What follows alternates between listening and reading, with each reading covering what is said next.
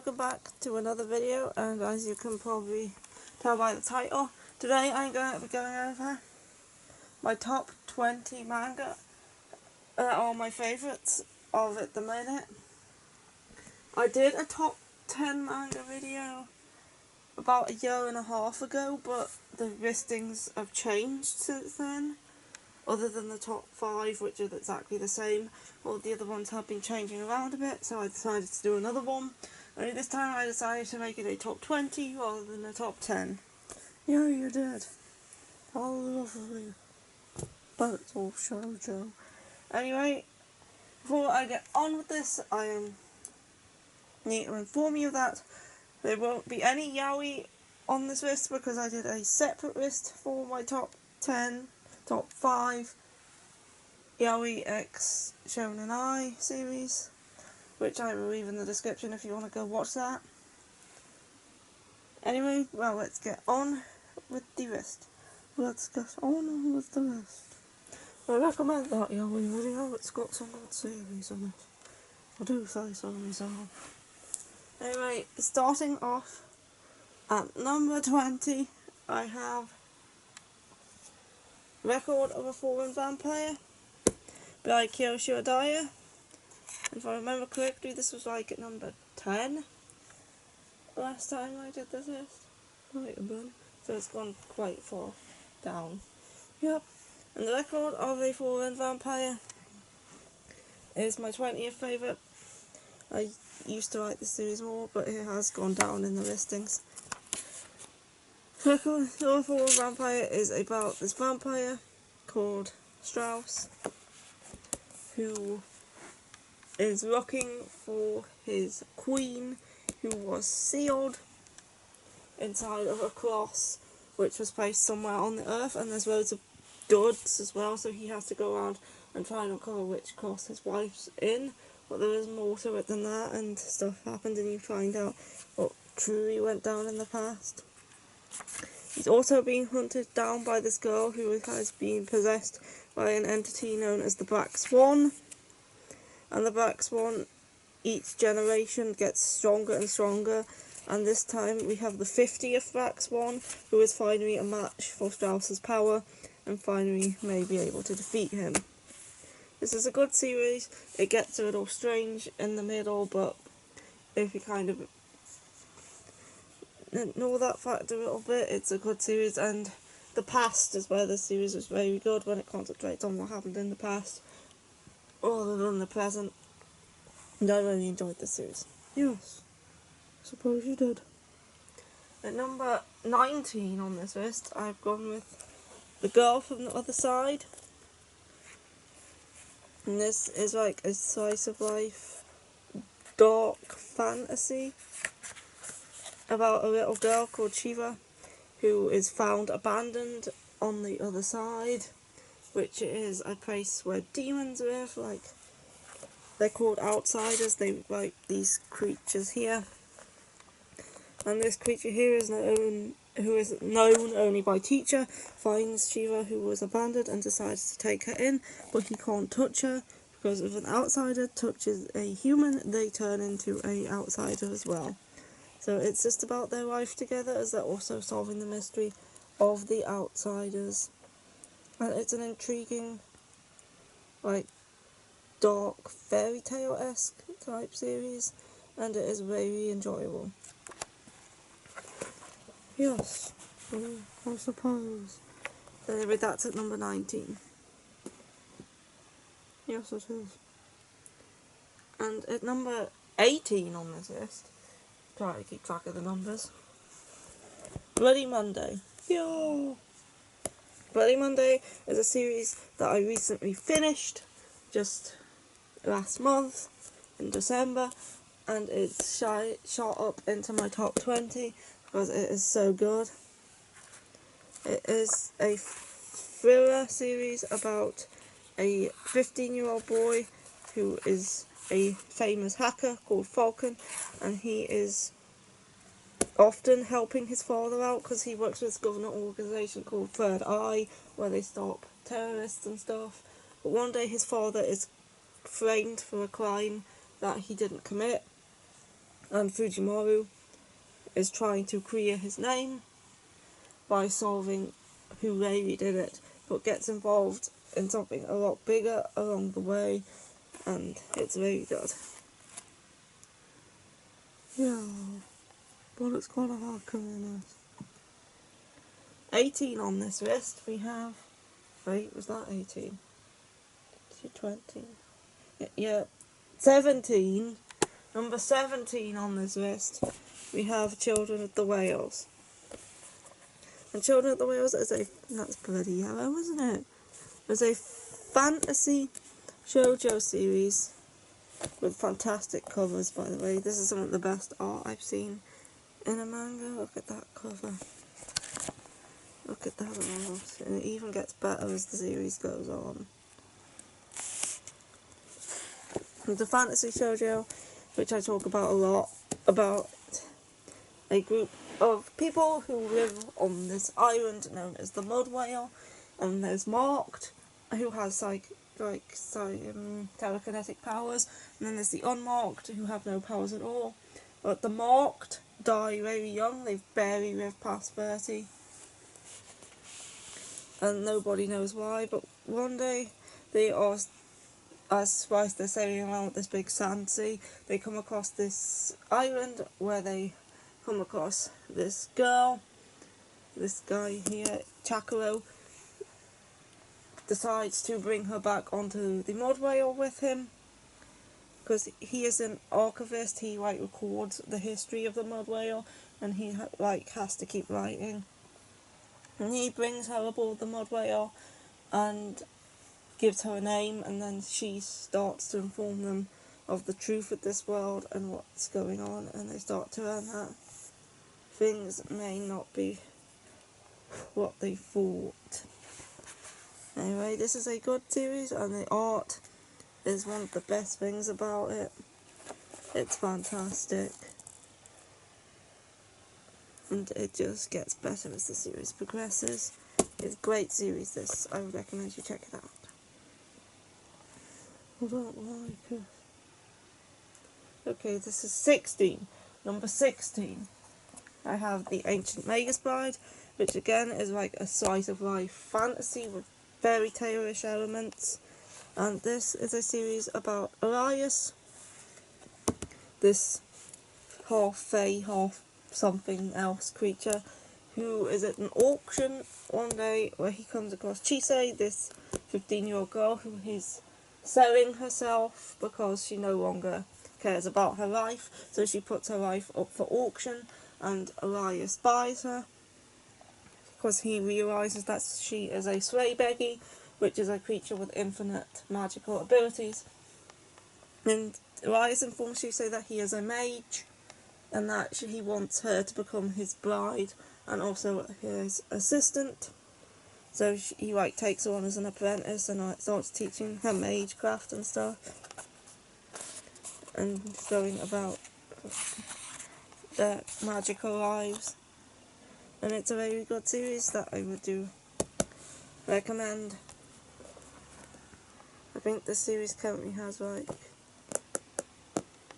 many volumes? It has quite a lot, to 11 I think, currently. Anyway, it's a good series that I enjoy. Yes. Now we're at the top 15. Now we're at the top 15. 15, I have a comedy here, Kaguya-sama Love is War, which is released by Shonen Jump, but it's actually a seinen series about these two people, Kaguya and Miyuki. They're both on the student council at this elite school for the best of the best and children of important people. And Kaguya is the daughter of this big corporate heir, and Miyuki's just a normal boy who has good enough grades to get into the school, and he is the president, she is the vice president, and they both fancy each other, but neither of them want to mention it because they think if they admit they were first, they're admitting defeat. So they're both trying to get the other one to admit they were first, and they turn it into mind games of trying to encourage the other one to admit it first. And it's a good comedy series. that I really enjoy. I am not caught up yet. I am 2 volumes off being caught up with this series, but it is really good. Haven't read it. Haven't read it. Alright. Next up at number 14 on this list, I have the case study of Vanitas. And this is a steampunk vampire story about Vanitas and Noe. Noe is a vampire who has been sent by his... This is by the author of Bundle of Hearts, by the way. He's been sent by his master to Paris, where on the way he meets this guy called Vanitas, who has the same name as the vampire of the Blue Moon, who turned other vampires into like these psychotic beasts by stealing their true names. And Vanitas, who is the apprentice of the original Vanitas, decides that he is going to go against the master who he hated and save all these vampires by using the Book of Vanitas, which is the only thing that can turn them back to normal. And Noe decides to help him with this, and it's a very good series. It's not that far along yet, it's only at 6 volumes, but still so far it's very enjoyable, and I really like this one. Yes. And at number 13? 13.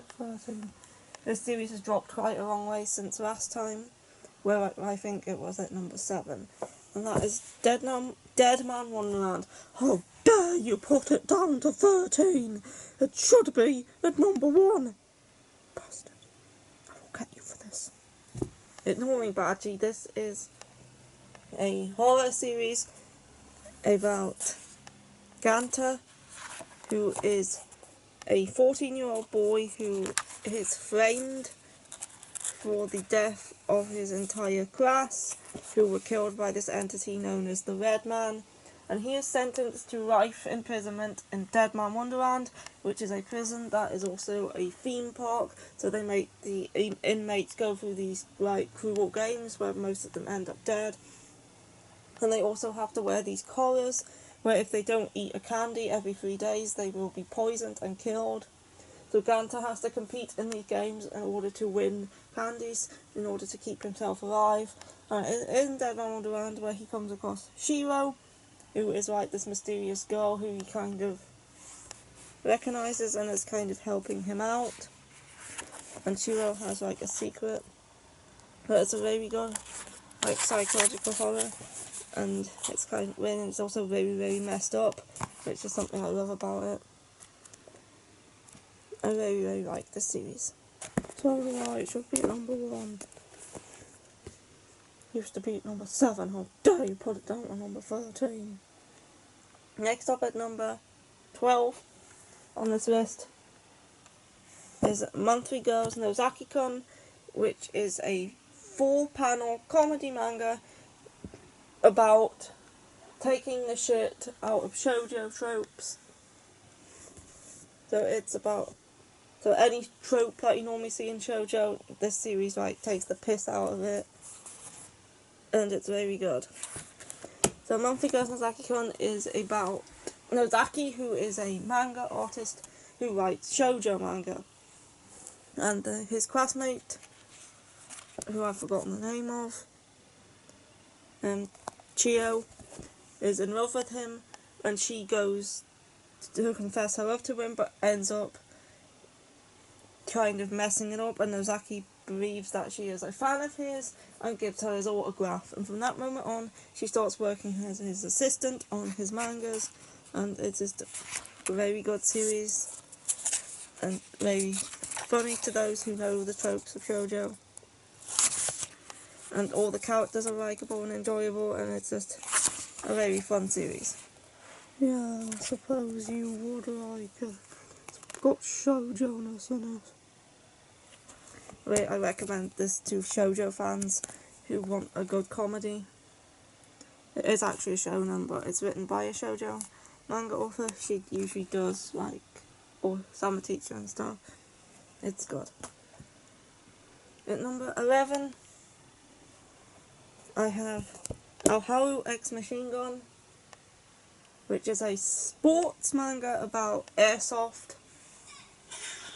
There's my phone going off, and there it is again. And it is about this girl called Hotaru, and she looks like a boy, and everyone seems who doesn't know her mistakes of a boy. Anyway, one day she comes across her next door neighbour, who is in an airsoft team, and he also works in a host club, and she goes into this host club. It's because she thinks her friend has been ripped off, and ends up battling with him in a round of airsoft and destroying the place. So in order to pay him back for that, she has to join his airsoft team and help him win some rounds and stuff. But what she doesn't realise is that no girls are actually allowed on the team, and because they don't realise she is a girl, so she has to keep the fact that she is a girl secret while she's playing on this airsoft team. After paying off the debt, she realises how much she likes playing the game of airsoft and decides to stay on the team, but also has to keep her secret. It's a very good sports series. It's the only sports series I've ever read, but I really like the characters in this one, and it is very good. I'm currently 15 volumes into this series. Volume 16 comes out soon. I really enjoyed this one. Yes, you do. Next up, we are into the top 10. Oh, goody! Finally at last. Number 10 is a new entry onto this list, which I've recently finished this month, and that is Happy Marriage, a josei series about a girl called Chiwa, whose father is in debt, and she's working as a hostess in a club in order to pay off these debts, but she's also working at this company where the CEO one day comes to the host club and asks her to marry him because Chiwa is the granddaughter of his grandfather's first love, and Hokuto is working for this company where he wants to get to the top and become the chairman, and in order, his grandfather won't make him the chairman unless he marries Chiwa. So he agrees to marry Chiwa in order to get further up in his position, and Chiwa agrees to marry him because he said he will pay off her father's debts. And so they end up married and living together, and they can't stand each other. But then things go from there, and Chiwa learns the real reason why Hokuto's trying to get to the top of his company, and they start to bond, and they're smart, and it's very good. It's my favourite josei, and I really like this all from Maki and Joji. I have read one of her other series, and I do want to read the other, so yeah, I'll definitely get to that at some point. I don't like it. You don't have to. I don't care.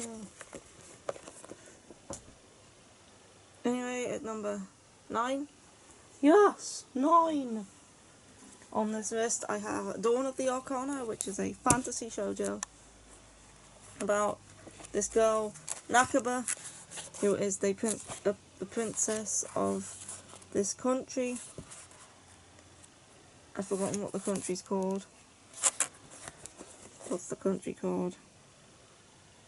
Seinen, or Sinan. She's the Princess Nakaba of Sinan.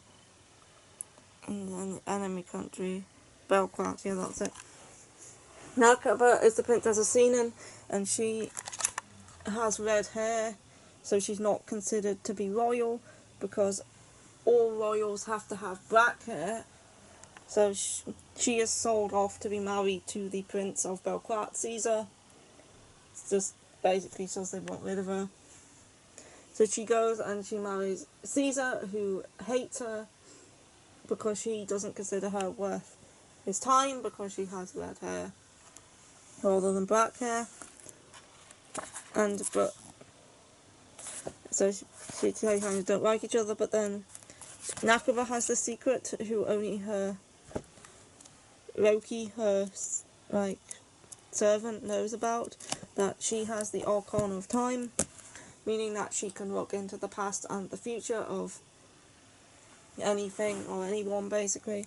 And through this she learns some stuff and ends up having to fight for the kingdoms and stuff. And there's also these creatures called Ajin, who are half human, half like animal creatures, who are despised even more than people who have different hair colours. And her servant Loki is one of these Ajin. Anyway, it's about these three main characters, and it's really good. I really enjoyed the series. It is very quick to get through, not very dialogue heavy at all, and it's very good. Another fantasy shoujo about a redhead princess next, and that is Yona of the Dawn. Really good fantasy series. I'm pretty sure everybody knows about this one. It's about Princess Yona, who is on her 16th birthday. She is celebrating with her cousin, who she fancies, Suwon, and also Hak, who is like her servant. And that night of her 16th birthday, she goes to confess her love to Suwon, who she finds murdering her father. And after that, her and Hak escape the palace because they're trying to kill her too, and go on this journey to try and find these 4 dragon warriors she's going to use to help her. Because once she leaves the palace, she realises her father, who was a pacifist ruler and hated war, hated weapons, has ruined the kingdom and brought all these villagers to poverty because he refused to do anything about invading neighbouring countries and stuff. So the country's basically a wreck, and she is going along with Hak and the 4 dragons to help heal the country, as well as eventually try and take back the throne from Suwon. And it's very good. It's an enjoyable series. Definitely. That's why it is up here at number 8. This is number 8, isn't it? 7, 6, 5, 4, 3. Yeah, this is 8. Moving on to number 7, which is Kyoshi Wadai's Inspector, same author as War Vampire, and Inspector is really good. It's a mystery series about this girl called, keep forgetting her name, Kotoko, who is 17 at the start, and she, as an 11-year-old girl, was kidnapped by the supernatural spirits and asked her to be their go-between, she helps them out with their problems, and she agreed, and in exchange they took her leg and her eye, and she meets Kuro, who is an immortal who ate the flesh of a mermaid, and she fancies him, and the two of them join together and to try and solve supernatural mysteries. And the main one being Steel Lady Nanase. And it's a very good mystery series where the conclusions are not the truth. Kotoko doesn't try and find the truth.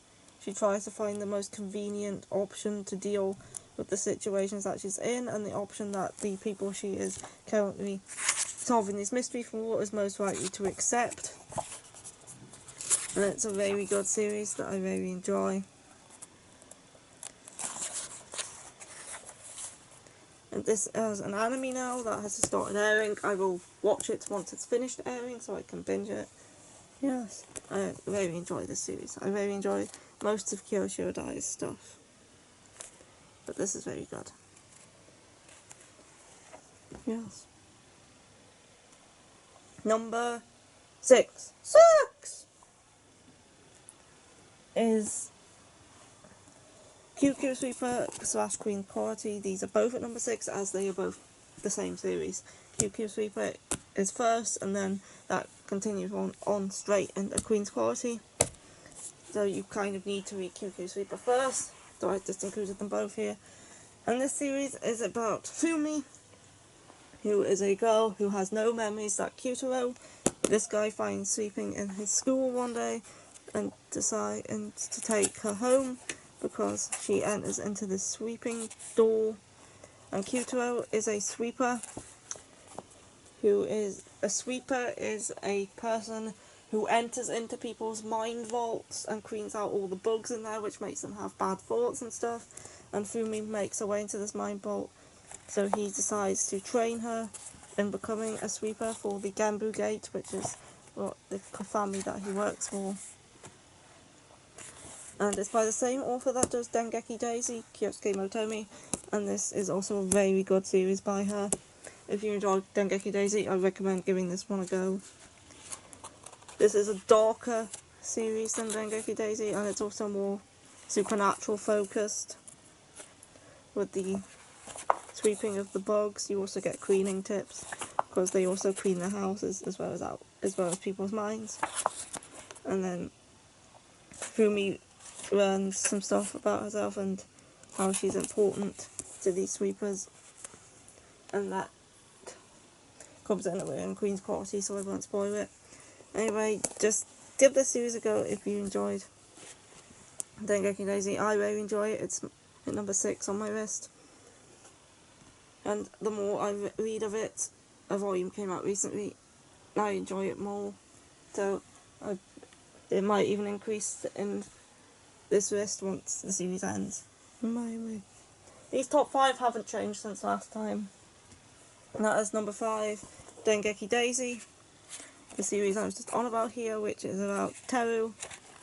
His brother has recently died, and she is living by herself in this apartment with the cell phone, which she was given to her by her brother on his deathbed, and he says if you ever need anybody, ring Daisy or text Daisy and he will help you out.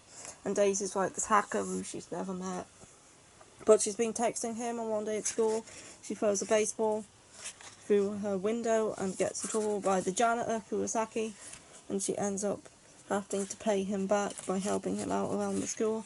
And Kurosaki kind of has a secret which she figures out. And there's loads of people who are after this phone which her brother gave her, and she doesn't know why, and stuff. And it's a very good series. I would class it as kind of a shoujo slight-ish thriller series. Slight-ish thriller, what the hell is one of those? Anyway, moving on to number 4. Dengeki Daisy is excellent, by the way. Number 4 on my list is Raibi Wars. Oh god damn it. Raibi Wars is a shoujo series. I think it's based off a novel. And this is my 4th favourite. I like it slightly more than Dengeki Daisy, although they are very close. Raibi Wars is about, in the future, like any books that are considered like not appropriate have been banned or censored, and there's this committee called the something committee who's going around. I've forgotten what it's called. But there is this committee who's going around and taking all the books, like purging bookstores and getting rid of all the books and taking them away from the world. And then there's this library task force called the Library Task Force. They work in this library, and it's their job to go around and stop this committee and get all the books and bring them into this library so people can come in and read whatever the hell they want, whenever the hell they want, without having to read censored versions or not being able to read it at all because this other committee considers it inappropriate. So yeah, they're basically protecting books and literature and bringing it into this library where it can be kept safe, because this other committee, I can't remember the name of it, is trying to get rid of it all and they're not allowed in there. Anyway, the main character is a girl called EQ, who was saved as a teenager when she went into this bookstore to buy this book which was being banned, and they tried to steal it from her, and then this guy came in and who was on the library task force and like helped her out and gave her the book. And ever since then she's wanted to meet him again, so she decides to join the library task force, where she is put under the instruction of Dojo, who is her commander or something, and she meets all the other members of the library task force. And I love the cast of this series. The characters are all very likeable. and it's a great series, which I recommend. Yes. Number 3, Self at the End. Yeah, finally a shonen. Self at the End is my favourite, like, Shonen Jump series. I only read 3, but this is my favourite. And it is a series about, there was a virus that went around killing everybody over the age of 13, other than those who were protected by demons. And after the world ended, vampires took the opportunity to take over and turn human into cattle. So Yurichiro and his friends from this orphanage have been taken to this vampire city where they're being held captive by the vampires. But one day they cook up a plan and they manage to escape. And Yurichiro manages to escape, where he comes across Goran, who is a lieutenant in this demon army called the... what's it called again? It's a demon army anyway. Where they use these cursed gears, which are weapons imbued with the powers of demons, in order to destroy the vampires and take back their world. And it's a very good series, and there's also a lot more to it than that. There's a lot more things come into play. There's a lot more stuff happens. You find out the truth of how the world ended and who really did it, and there's a traitor in the mist, and they have to find out who it is, and it's just a very, very good series, which volume 18 comes out soon, and I'm looking forward to that. I think things may be reaching a conclusion soon, but this is an excellent series. There's also 2 prequel series, which I've read one. I have got the other one. You'll see that in the haul soon. This is just such an amazing series. And number 2, I have Fruits Basket by Natsuki Takiya, my favourite shoujo series of all time. This series is excellent, as most people probably know if they have read it. And it is about Toru Honda, whose mother has recently died, and she is living in a tent in the woods after her grandfather had to kind of soft kick her out in order to renovate his house. What she doesn't realise is her tent is on the property of the Soma family, who is this family who the tent decided to take her in after they find her. And it turns out there is 13 members of this family who are cursed with being members of the Zodiac, and whether they are under great stress or are hugged by a member of the opposite sex, they turn into that respective member of the Zodiac. So here she meets Yuki and Kyo, who are the rat and the cat of the Zodiac, and Tori's always had a soft spot for the cat ever since she learnt the story of why it's not included in the Zodiac, and she decides to help out this family in any way she can, deal with their curse and stuff. And these Zodiac members have been through a lot of shit in their lives due to their curse, and it's a very good series. And season 2 of the new series comes out in spring, so that's really good. I really love this series. Yes, I'm touching this, but I don't like it. And at number 1 on my list, which has been my favourite ever since I first watched the anime when I was like 14, 15, and that is Inuyasha, which is by Yumoto Takahashi. This is a kind of an isekai-ish shonen series where Kagome, who works at the shrine with her family, one day falls down the well in the back garden whilst trying to get the cat, and ends up transported to feudal Japan in the past, where she meets up with this half-demon boy called Inuyasha, who has been stuck on a tree for 50 years since a priestess called Kikyo trapped him there, and Kagome frees him and learns that there's this jewel in her body called the Sacred Jewel, which is Inuyasha's after, and he wants it to become a full demon.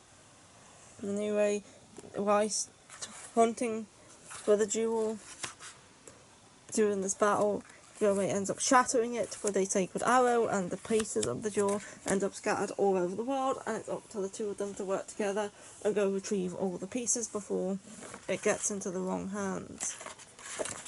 And it's a really good series, very nostalgic considering it. I've watched it so long ago and it was been my favourite ever since. That'll probably never change.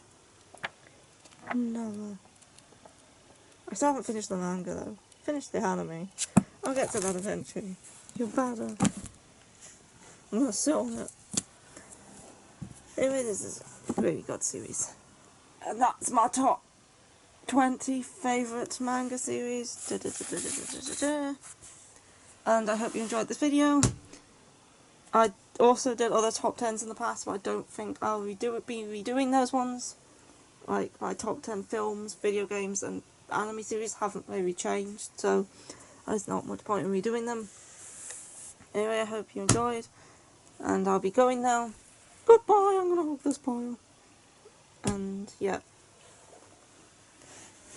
Bye! Turn it off, where's the button?